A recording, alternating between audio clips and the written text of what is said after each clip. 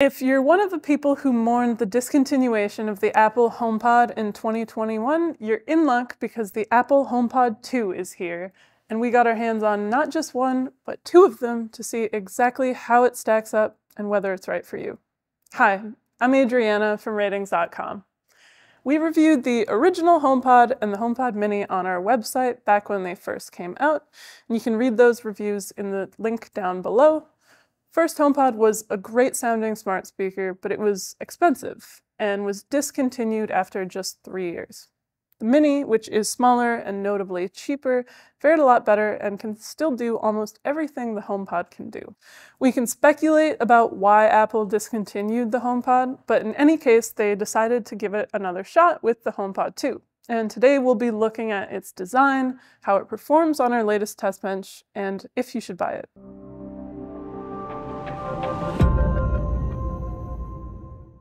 There's no denying that this is a sleek-looking smart speaker. It's very similar to the original HomePod. It's a little bit squatter, with a more recessed top panel and a larger display area. Display is a bit of a strong word, though. You don't get any visuals aside from some colored lights whenever you activate Siri, and the plus-minus for volume control.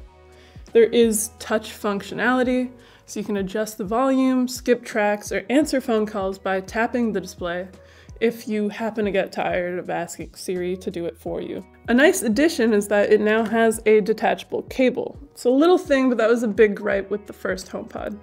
It's a standard figure 8 power cable. That makes it a lot easier to replace if it gets damaged or if you need to switch it out for something longer. The other difference is the color. There's still a classic Apple white model, but instead of space gray, the HomePod 2 now also comes in midnight. It's worth noting that the original white model was known to stain wooden surfaces with a white ring over time. Apple acknowledged that that's because the vibration damping silicone on the base. It's possible that the two could do the same, so if you don't want to risk staining your furniture, you should probably just opt for the midnight version. Design quirks aside, style has never been Apple's Achilles heel. You're getting what you pay for, aesthetically speaking. Whether or not you like the Apple style really comes down to personal preference. But it's sleek, it's simple, it'll probably fit in with your home decor. It feels solid too, and is clearly made of high quality materials. Just don't put it outside in the rain and it should live a long, healthy life. Inside, the HomePod 2 has a high excursion woofer and 5 tweeters, which is 2 less than the original HomePod. There's been some speculation online about this being a potential cost-cutting measure, but we actually found that the HomePod 2 sounds better overall, mostly because of its more extended low bass. We know Apple has implemented some computational audio here, which is especially apparent in the consistency of the listening experience at different volumes. Overall, its frequency response accuracy is very good. Compared to the original HomePod, you can see that the bass has improved. It also holds nicely at different volume levels, so you get a nice round sound at lower volumes. That's because of the bass EQ mic, which according to Apple dynamically tunes lower frequencies in real time. That basically just means that it automatically adjusts the bass to correct for how our perception of the bass range changes at different volumes. The mids and higher frequencies, where you hear most of your vocals and higher pitched instruments, are also nice and clear, though the 2 does sound a bit brighter than the original HomePod in the treble range. Overall, it has a slightly more V-shaped frequency response than the old HomePod, which is good for genres like pop where you want vocals and instruments to stand out. That said, unlike a lot of home speakers, there's no bass or treble adjustments here, so you're kind of at the mercy of the speaker's default sound. Soundstage is also good. Its 360-degree design gives it a nice wide open sound that holds no matter where you put it, thanks to some neat room correction technology. Using its built-in mics, it gauges the acoustics of your room and adapts its sound to the room in real time. There's no way to turn this feature off, but it's nice to have since it'll automatically adjust itself no matter where you move it. Speaker also gets moderately loud, enough to fill an average-sized living room, which is great considering its size, but it's not really suited to larger, more open spaces. But on the upside, its dynamic EQ does a great job of reducing compression at louder volumes. There's been some chatter online about whether this is actually a stereo speaker, so we did some extra testing to clear that up. We tried playing a left driver only pink noise audio file on both the HomePod 2 and the Ultimate Ears Mega Blast, which is a true stereo speaker.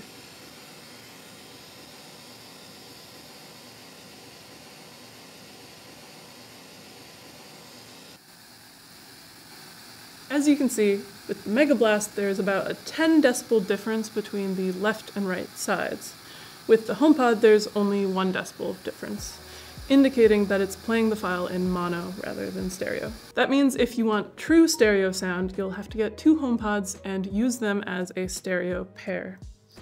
So it's a good thing we bought a second Apple HomePod 2 to test that out as well. Pairing up 2 of these bad boys naturally gets you a much wider soundstage, since you can adjust them to your specific space and setup. With music, they sound really balanced. With a solid amount of bass, you also get really clear stereo separation. You can even use 2 of them with Apple TV in place of a soundbar. We tried our stereo pair out with Apple TV 4K, and they sound great. You don't get the same deep rumble that a dedicated subwoofer would provide, but the bass is very solid for a 2-speaker setup, and they give you a clear, engaging sound overall. And unlike the HomePod Mini, the HomePod 2 also supports Dolby Atmos spatial audio with supported content through an Apple TV 4K or an Apple Music subscription. With Atmos movie content, you get a very good immersive sound. There's more of a sense of elevation towards the front and sides, even though you don't really get the same kind of surround sound that you would with a dedicated home theater setup.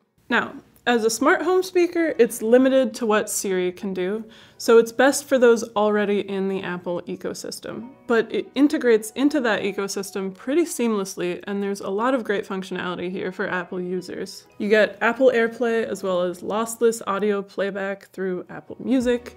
The handoff functionality lets you seamlessly pass music playing from your iPhone to the HomePod just by holding your phone above the speaker. There's also multi-room functionality, so you can set up multiple HomePod speakers throughout your home, sync them up, or even have them play different content in each room. And in addition to Apple HomeKit, it also supports the latest smart home protocols like Thread and Matter, ensuring compatibility with next-gen smart home devices. It has 4 far-field microphones that can easily pick up your voice from across a room, and even with content playing at high volumes. There are also built-in temperature and humidity sensors, so if you want, you can live the sci-fi fantasy of having Siri automatically turn on a fan once the temperature in your room reaches a certain point. It's worth mentioning that while these sensors are absent in the original HomePod, they are built into the HomePod Mini and can be activated with the latest firmware updates. So, should you buy the Apple HomePod 2? Well, it depends. If you're deep in the Apple ecosystem and want a home speaker that sounds really good for its size, this may be the ideal smart speaker for you. But Siri still has its limitations, and the lack of third-party connectivity might be a deal breaker. If you're not an Apple user, you're pretty much out of luck. The HomePod 2 isn't very friendly to anything non-Apple. There's no Spotify Connect, no aux-in, not even Bluetooth connectivity. Android users can't even download the app, which is necessary for things like setting up multi-room functionality. That said, this may be one of the few options for some. Siri is currently the only voice assistant that understands Finnish, for example. Our condolences, Finland. But even if Apple and Siri are your only hope, the HomePod 2 is still pretty steep in price. Your money might be better spent on a HomePod Mini, especially if you have a smaller space or plan on using it as a bedroom speaker. The Mini can do almost everything the HomePod 2 can do at a more reasonable price. For the price of one HomePod 2, you can get not 1, not 2, but 3 whole HomePod Minis. And you only need 2 of them to get a solid stereo pair setup. If you're just looking for a smart home speaker that can act as a hub for all of your Siri-compatible smart home devices, the HomePod 2 doesn't offer much more than the HomePod Mini does. But it is a better speaker that gets louder and sounds better. So if you're after big sound in a relatively small package and it's within your budget, the HomePod 2 is a great choice. If you want to learn more about it, you can check out our written review on our website at the link below. That's all for now. Thanks for watching.